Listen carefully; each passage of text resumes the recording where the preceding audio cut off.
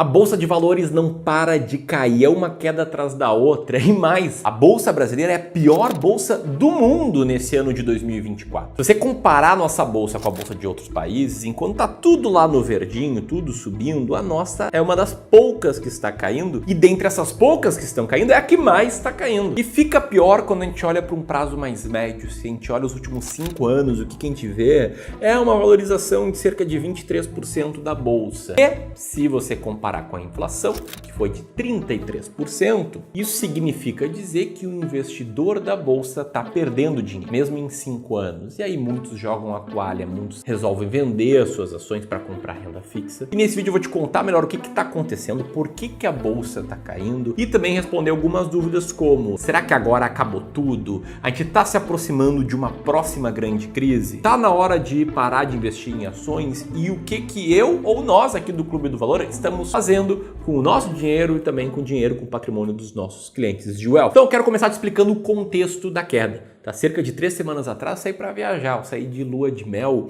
e no meio da viagem, destinos super legais, dias maravilhosos. Sempre que eu dava uma olhadinha em como é que estavam as coisas no Brasil, eu via mais manchetes da bolsa caindo e notícias muito ruins que contribuíam com essa queda. Eu vou tentar sumarizar agora tudo que está acontecendo nesse ano, que a nossa é a pior bolsa do mundo, que está caindo aí cerca de 9% até o dia em que eu gravo esse vídeo. E se a gente olhar em dólar, a queda é de 14% desde o início do ano. Aqui é muito importante olhar o Ibovespa em dólar, porque quando a gente compara o Ibovespa com todas as outras bolsas, a gente compara o retorno em dólar. Se você observar bem esse gráfico, vai ver esse vão aqui no dia 30 de maio, a pior queda desde o primeiro semestre de 2023. Se a gente comparar essa queda em dólar com outros países, o que a gente vê? A gente vê a bolsa da Argentina subindo 60% no período, a Colômbia subindo 17%, os Estados Unidos subindo 11% e o Brasil lá no fim dessa lista. Bom, agora por que a bolsa vem caindo? Eu vou trazer aqui 4 motivos. O primeiro deles é que a nossa bolsa é uma bolsa mais comoditizada do que a média. Como assim, Ramiro? Para te mostrar isso, presta atenção nessas duas imagens. Primeiro, o percentual de peso no Ibovespa das ações da Vale, que é de 13%. E segundo,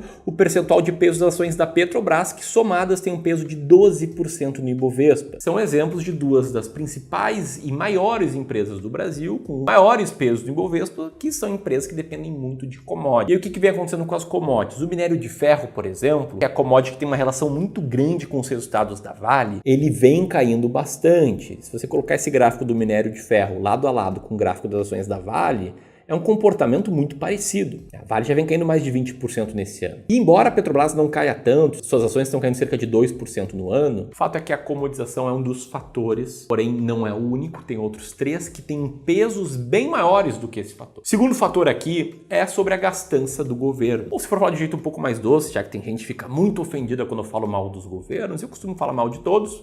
Acredito que político tem que ser cobrado para fazer um bom trabalho. Poderia chamar de o adiamento do superávit brasileiro. Como assim, Ramiro? Existia uma expectativa por parte do mercado, ou seja, estava refletido nos preços dos ativos, uma projeção de equilíbrio nas contas do governo para 2024. Tá? Estou falando de coisas que estavam projetadas ano passado. Só que o governo não para de gastar. E para que você entenda, um governo é que nem uma pessoa ou que nem uma empresa. Se você, pessoa física, tem determinado salário e gasta muito mais do que esse salário, você vai ficar endividado. E quanto mais endividado você tiver, menos os bancos, os credores, vão confiar que você vai conseguir pagar essa dívida. E maiores vão ser as taxas de juros, eles vão te emprestar dinheiro. Se a taxa de juros do dinheiro que tu pega emprestado é maior, a sua dívida vai virando uma bola de neve. Uma empresa é a mesma coisa. Se a empresa fatura menos do que suas despesas, do que seus custos, vai ter que se endividar cada vez mais, até que cedo ou tarde ela vai quebrar, vai pedir recuperação judicial.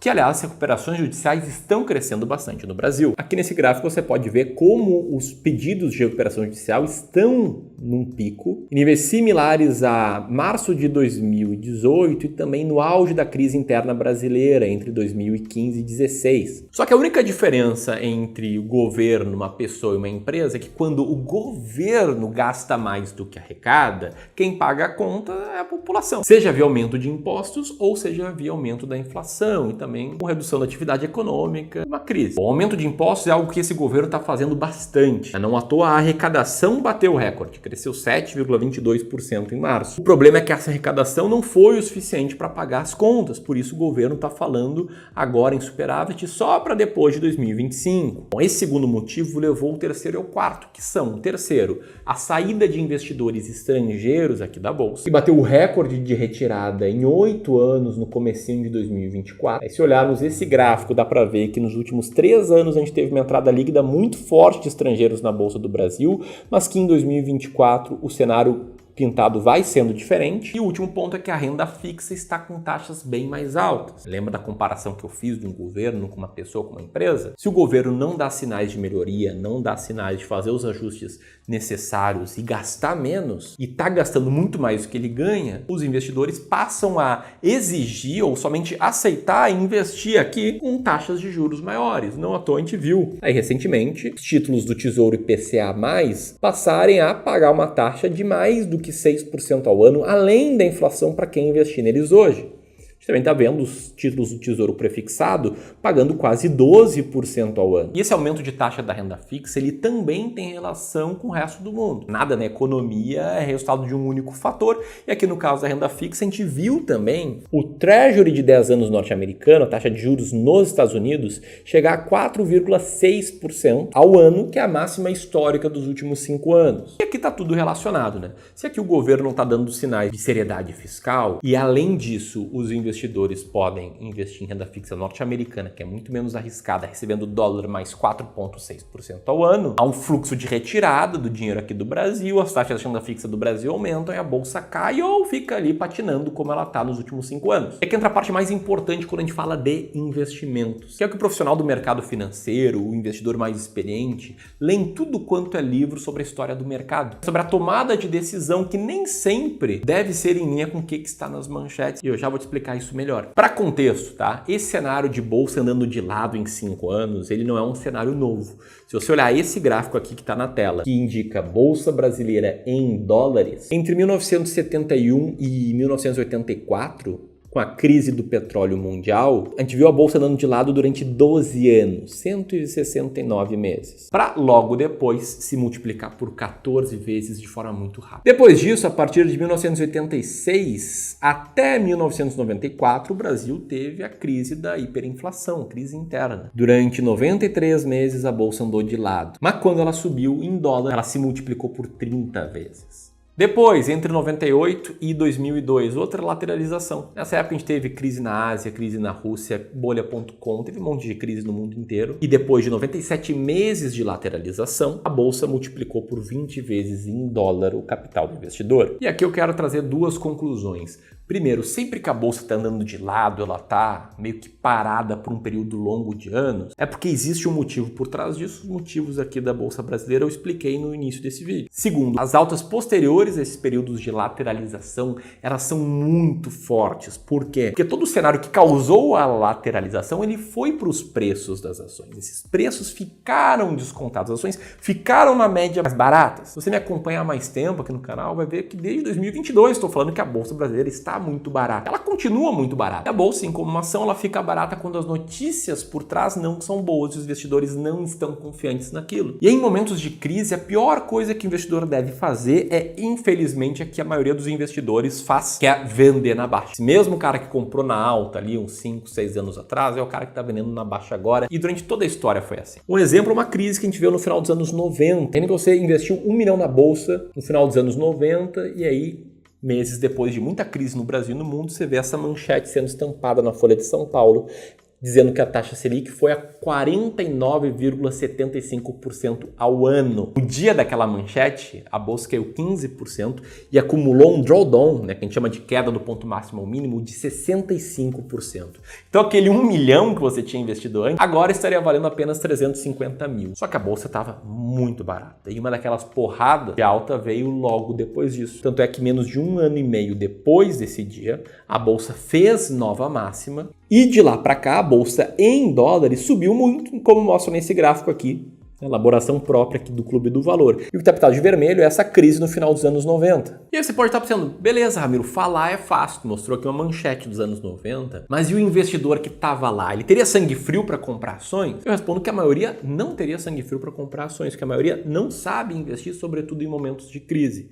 E se você, nesse momento atual, nesse momento de crise, fica muito na dúvida sobre como tomar a melhor decisão possível, se você quer aprender a tomar as melhores decisões possíveis em cenários como esse, sabendo o que comprar, quando vender, tem um livro, um e-book que eu escrevi aqui no Clube do Valor, falando justamente sobre como investir nas crises. Vou pedir para o Gleison passar aí rapidamente esse e-book na tela, que eu quero te entregar de forma totalmente gratuita para quem quiser ir além do conteúdo desse vídeo e expandir seus conhecimentos sobre esse tema. Esse é o primeiro link aqui na descrição ou esse link aqui. Tá? Vai baixando porque agora eu vou te responder o que nós estamos fazendo e por quê. Porque muitos devem estar pensando, beleza, Ramiro, explicou tudo, eu entendi e tal, mas skin in the game, o que vocês estão fazendo? Para contexto, para quem não me conhece, eu sou fundador do Clube do Valor, uma empresa de gestão e consultoria de investimentos. A gente atende hoje mais de 2 bilhões de reais patrimônio dos nossos clientes, que a gente ajuda a tomar as melhores decisões com base na nossa estratégia, que a gente chama de sistema de alocação estratégica. E a partir de toda a explicação aqui desse vídeo, eu queria te provar 3 coisas. A primeira, quedas e altas na Bolsa de Valores, elas são comuns. A segunda, o que está nas manchetes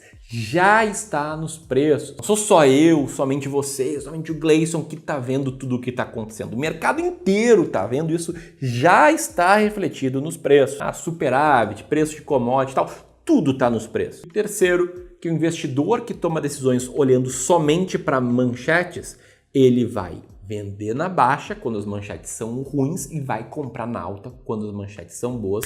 Eu posso te provar com o comportamento do investidor brasileiro. A tabela aqui mostra quantos investidores investiram ou resgataram de fundos de ações a cada ano comparado com o desempenho do Ibovespa.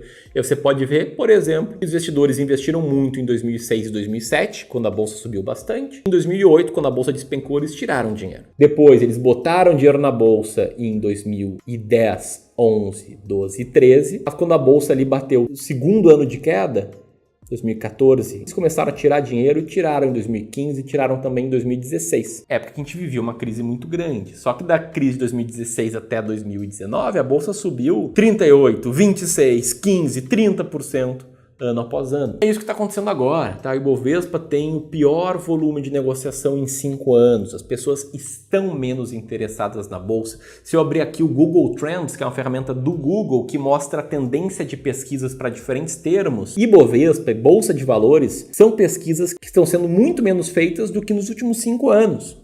Mesmo que um gráfico simples como esse aqui, mostre que as stocks, que são as ações, no longo prazo tendem a se valorizar muito mais do que ativos de renda fixa. E o que isso quer dizer? Que quanto mais tempo a bolsa passar de lado, por mais tempo ela vai estar barata. E mais tempo para fazer aportes o investidor vai ter. É óbvio que tem muita coisa que a gente não sabe, que a gente não controla, que o futuro nem sempre vai ser igual ao passado. Mas o fato é que no mundo inteiro a bolsa foi um bom investimento por longo prazo. Aí você pode pensar, Ramiro, então vocês estão comprando, por isso pela leitura macro? Sim e não. O sim, a gente está comprando bolsa e não é por causa da leitura macro, e sim por conta da nossa estratégia de investimentos, o sistema de alocação estratégica, que tem como a primeira etapa a gente desenhar uma alocação de ativos para cada cliente nosso. Engana-se quem pensa que Clube do Valor só investe em ações. Pelo contrário, na média nossos clientes têm entre 15, 20, 25% de dinheiro na bolsa. E desenhar a alocação é a primeira etapa porque vários estudos, como esse aqui que está na tela, já comprovaram que o mais importante para o desempenho de uma carteira de investimentos no longo prazo é a alocação de ativos dessa carteira. A alocação de ativos explica 90% do desempenho de uma determinada carteira. Então como é que a gente faz aqui no clube? Para cada cliente, a gente entende quanto esse cara tolera de risco, qual a experiência desse cara, qual é o objetivo dele de retorno, quanto que ele quer conquistar a liberdade financeira. A gente faz um trabalho personalizado para desenhar uma carteira para ele. Aqui vou simplificar, uma carteira 60% bolsa, 40% em renda fixa. E tendo esse desenho, montando essa carteira, com o passar do tempo, essa carteira ela vai oscilar. E dando um exemplo, tá? Digamos que a bolsa suba bastante. A carteira desse cara vai ficar com, 65% de renda variável e 35% renda fixa.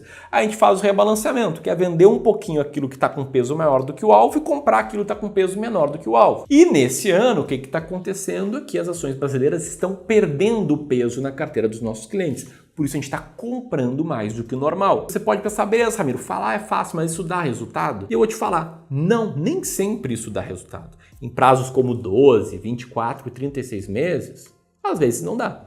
Mas se eu pegar aqui a carteira de um cliente mais antigo, você vê que o desempenho no prazo mais longo ele é muito bom. Embora essa mesma carteira diversificada ela tenha ficado lateralizada entre ali agosto de 2021 até meados de 2023. E embora essa carteira aqui, que é diversificada, esteja subindo menos do que o CDI nesse ano, o fato é que em prazos mais longos, como nos últimos 12 meses, ou nos últimos 7 anos, ela vem tendo um resultado bem melhor do que o CDI, do que o IPCA. Inclusive, esse investidor aqui, ele transformou seus 4 milhões de investimentos inicial conosco em mais de 8 milhões nesse período. Muito mais que ele teria ganho se deixasse apenas em renda fixa. Bom, e aí se você está confuso sobre essa ideia de montar uma alocação de ativos, de fazer o rebalanceamento, ou se você ainda nem montou a sua alocação de ativos, quer dizer, você tem uma carteira, mas montou essa carteira porque alguém te indicou alguns produtos, nem pensou nessa parte de alocação.